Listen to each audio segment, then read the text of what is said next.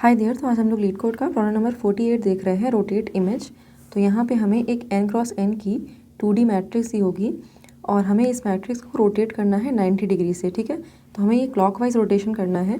तो अगर हमारे पास यहाँ पे इनपुट में ये मैट्रिक्स दी है, तो अगर हम इसको 90 डिग्री रोटेट करेंगे तो जो ये वाली रो है ये हमारी इस तरफ आ जाएगी और जो ये वाली रो है हमारी इस तरफ आ जाएगी, ये वाली रो हमारी इस तरफ आ जाएगी। ठीक है, तो अगर हमने इसको 90 डिग्री रोटेट कर दिया है तो हमें आउटपुट में ये वाली जो मैट्रिक्स है वो मिल रही है। ठीक है, तो यहाँ पे जो हमें रोटेशन करना है ये इन प्लेस करना है, तो इसका मतलब कि हमें अपनी ओरिजिनल मैट्रिक्स को ही रोटेट करना है।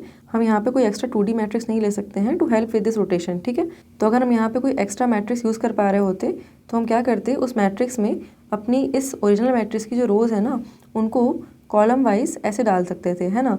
लेकिन हम यहाँ पे मैट्रिक्स नहीं यूज़ कर पाएंगे, तो we have to find another way. तो हम क्या कर सकते हैं, अपनी ये जो ओरिजिनल मैट्रिक्स है ना इसी को हम लोग पहले ट्रांसपोज कर लेते हैं और फिर हम लोग अपनी हर एक रो को इंडिविजुअली रिवर्स कर लेंगे। तो ये वाली जो चीज़ है ये कैसे वर्क कर रही है इसको देखते हैं। तो ट्रांसपोज का क्या मतलब है, हमारी ये जो रोज़ है ना ये हमारी कॉलम्स बन जाएंगी। तो यहाँ पे नोटिस करो, ये वाली जो रो है हमारी ये वाला कॉलम बन चुकी है, ये वाली रो हमारी ये वाला कॉलम बन चुकी है, ये वाली रो हमारी ये वाला कॉलम बन चुकी है ना। तो अगर हमने अपनी मैट्रिक्स को ट्रांसपोज कर लिया तो उसके बाद ये जो मैट्रिक्स आ रही है इसमें हम अगर हर एक जो रो है उसको इंडिविजुअली रिवर्स कर दें तो हमारी यहाँ पे 90 डिग्री रोटेशन वाली जो इमेज है ये बन जाएगी। तो यहाँ पे ट्रांसपोज का क्या मतलब है, हम अपनी ये जो मैट आई जे की वैल्यू है ना इसको हम लोग मैट जे आई से रिप्लेस कर रहे हैं, है ना। तो यहाँ पे अपनी रोज़ को रिवर्स करेंगे और हम जिस भी रो पे हैं हम अपने एलिमेंट को उस कॉरस्पॉन्डिंग कॉलम में डाल देंगे।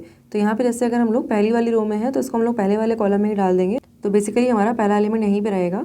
उसके बाद अगर हम अपनी सेकंड वाली रो पे आते हैं तो यहाँ पे हमारे पास जो भी एलिमेंट मिल रहा है हम उसको उसके कॉरस्पॉन्डिंग कॉलम से रिप्लेस कर देंगे। ठीक है, तो यहाँ पे हमने 4 को 2 से रिप्लेस कर दिया है। ठीक है, तो यहाँ पे हमारे एलिमेंट हमने स्वैप कर दिए हैं और अपनी इस वाली रो में अगर हम इस वाले एलिमेंट पे आते हैं तो हम इसको इसी से रिप्लेस कर रहे होंगे क्योंकि इसका रो और कॉलम हमारा सेम ही है। उसके बाद अगर हम अपनी थर्ड वाली रो पे आएंगे तो यहाँ पे हम जिस भी रो पे हैं, मतलब कि हम यहाँ पे थर्ड रो पे हैं, तो हम अपने थर्ड कॉलम में जो एलिमेंट होगा ना उससे इसको स्वैप कर देंगे। ठीक है, तो यहाँ पे हम 7 जो आएगा हमारा 3 की जगह पे आ जाएगा, 3 हमारा 7 की जगह पे आ जाएगा।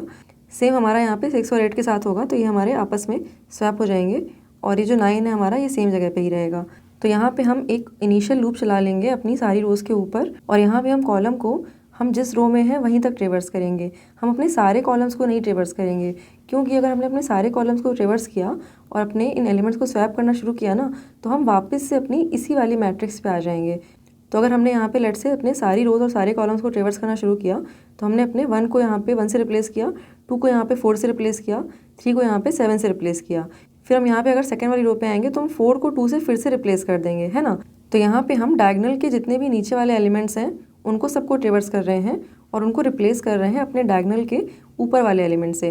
तो डायगोनल वाले एलिमेंट्स जो है वो तो हमारे सेम जगह पे ही रहेंगे, लेकिन ये वाले जो एलिमेंट्स हैं ये हमारे ऊपर वाले एलिमेंट से रिप्लेस हो जाएंगे। ठीक है, तो यहाँ पे ट्रांसपोज के बाद हमें कुछ नहीं करना है, अपनी मैट्रिक्स की हर एक रो को इंडिविजुअली हमें ट्रेवर्स करना है और यहाँ पे इन एलिमेंट्स को रिवर्स कर देना है। तो यहाँ पे हमारे पास जैसे 1 4 7 था, तो अभी हमारे पास ये रिवर्स होकर के 7 4 1 हो जाएगा, ये 2 5 8 हमारा 8 5 2 हो जाएगा, ये 3 6 9 हमारा 9 6 3 हो जाएगा। ठीक है, तो इस तरीके से हम अपनी ओरिजिनल वाली मैट्रिक्स को पहले ट्रांसपोज करेंगे, फिर हम इंडिविजुअली इसकी जो रोज है रिवर्स करेंगे और अपनी जो फाइनल 90 डिग्री रोटेशन वाली इमेज है ना ये बना लेंगे। ठीक है, तो ये हमारा पूरा सॉल्यूशन अप्रोच हो जाएगा। अभी हम इसका कोड देख लेते हैं टू अंडरस्टैंड इट बेटर।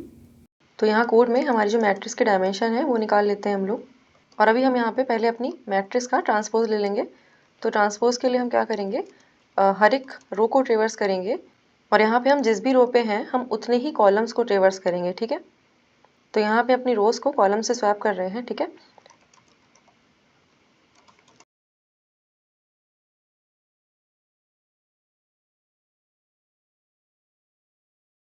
तो यहाँ पे हमने अपनी मैट्रिक्स का ट्रांसपोज ले लिया है। अभी हम क्या करेंगे, हम अपनी मैट्रिक्स की हर एक रो को इंडिविजुअली रिवर्स कर देंगे, तो हमारी जो मैट्रिक्स है ओवरऑल रोटेट कर जाएगी। ठीक है, तो यहाँ पे अभी हम अपनी मैट्रिक्स को फिर से रो बाई रो रिवर्स कर लेते हैं और यहाँ पे हम 2 वेरिएबल ले लेंगे। तो अपनी हर एक रो को हम लोग यहाँ पे रिवर्स कर रहे हैं। ठीक है,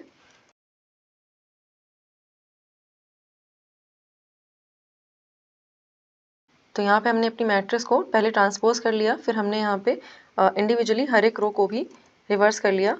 तो हमारी जो मैट्रिक्स है वो हमारी 90 डिग्री रोटेट कर चुकी है। तो ये हमारा पूरा कोड हो गया। तो अभी इसको सबमिट कर लेते हैं। तो यहाँ पे अगर हम टाइम कॉम्प्लेक्सिटी की बात करें तो हम अपनी ये जो मैट्रिक्स है इसको 2 बार पूरा पूरा रिवर्स कर रहे हैं, तो हमारी जो टाइम कॉम्प्लेक्सिटी है वो ऑर्डर ऑफ n² लगेगी और हमारी जो स्पेस कॉम्प्लेक्सिटी है वो हमारी ऑर्डर ऑफ 1 लगेगी, क्योंकि हमने अपनी इस मैट्रिक्स को इन प्लेस रोटेट किया हुआ है। ठीक है, so yeah that was all for this video. Thank you for watching. I will see you next time. Bye bye.